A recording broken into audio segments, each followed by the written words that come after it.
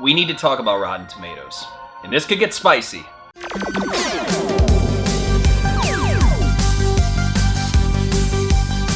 Hey everyone, this is the Movie Maniac. Thank you for watching, and hello to new returning subscribers. Today we're gonna have to talk about Rotten Tomatoes and the big scandal. Now here's the deal. I could really take the gloves off, and maybe I will, and just go crazy with this, but to me, I'm not as outraged because myself and many of you, I'm sure included, have been onto this for a long time. There's a big article on Vulture, and what has happened is that there was a PR firm that was essentially finding ways to pay critics, quarantine negative reviews, and manipulate the overall score on Rotten Tomatoes. So what? That's just one little firm. What are you, some kind of conspiracy theorist? See, a lot of you who are subscribed to this channel are smart enough to have seen through the deception, the smoke and mirrors, and all the BS that Rotten Tomatoes has put up. I mean, think about it. Back when Captain Marvel came out, they completely changed the way that audience reviews are counted because it was too negative of a score.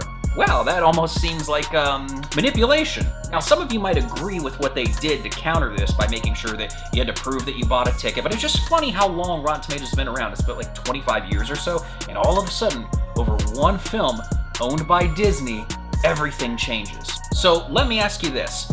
Do you know who has a stake in Rotten Tomatoes? If you guessed Warner Brothers and Fandango, which shares a parent company with Universal Pictures, you'd be correct. That's what a lot of people would refer to as a conflict of interest. La la la la la la la la la la la la. And then I believe it was the Little Mermaid remake that just came out recently where they took a lot of audience scores, got rid of them. You might be wondering, what is the Disney connection at this point? Because we've already exposed Warner Brothers, Fandango, which shares a parent company with Universal, having a stake in Rotten Tomatoes. This article from Vulture has exposed this other PR firm looking to manipulate Rotten Tomatoes reviews and had been doing so apparently for about 5 years. There were people that were executives who went right from Disney in a pretty high up vice presidential position in one of their departments or whatever, right on over to Rotten Tomatoes in a pretty big established position. I'm also going to throw in there that 20 years ago, Sony was busted for paying for fake reviews. That was back then, way before where we're at today with the internet and all these different sites that could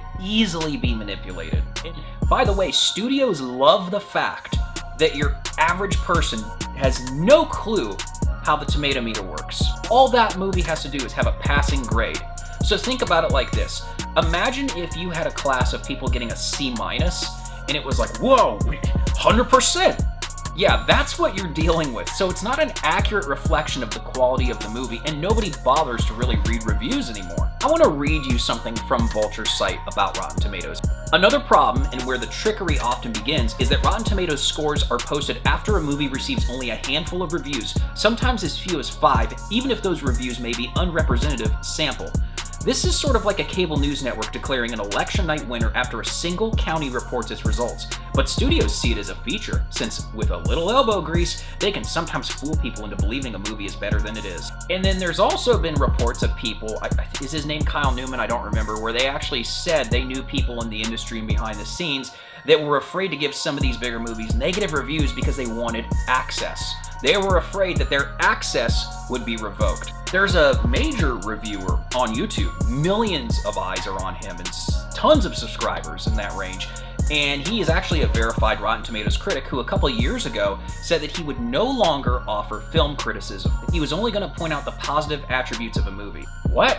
I don't even know what you would call that. Shilling for the industry, maybe? I don't even know how do we define that? So what's wrong with that? You know, I want to hear about what's good with Haunted Mansion and Indiana Jones 5. I want to hear what's good about those movies. Unless you are disclosing up front in front of every video being shot and you're saying, hey, I'm only focusing on the positive attributes of this film because I've decided not to talk about any negatives and get into criticism. Well, then kind of what you're doing is dishonest. I mean, if we're being totally real and transparent here. This is why I've said for so long, rely on what you want to see.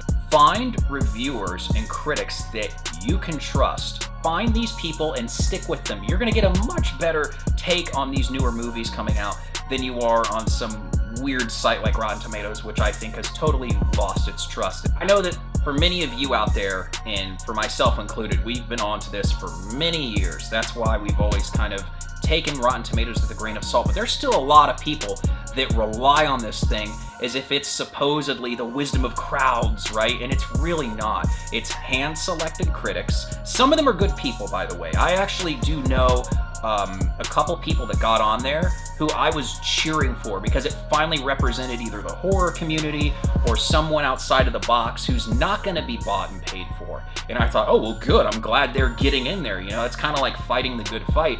But when you have all of the deception and all of the special interests and all of these variables that allow for so much handpicking, manipulation, and skewing results, I don't think you can trust Rotten Tomatoes anymore. Alright guys, so what do you think about the Rotten Tomatoes scandal? I want to hear your thoughts, especially if you're subscribed to this channel. Sound off below. Most of you already know the drill, but for those who don't, make sure to smash that notification bell.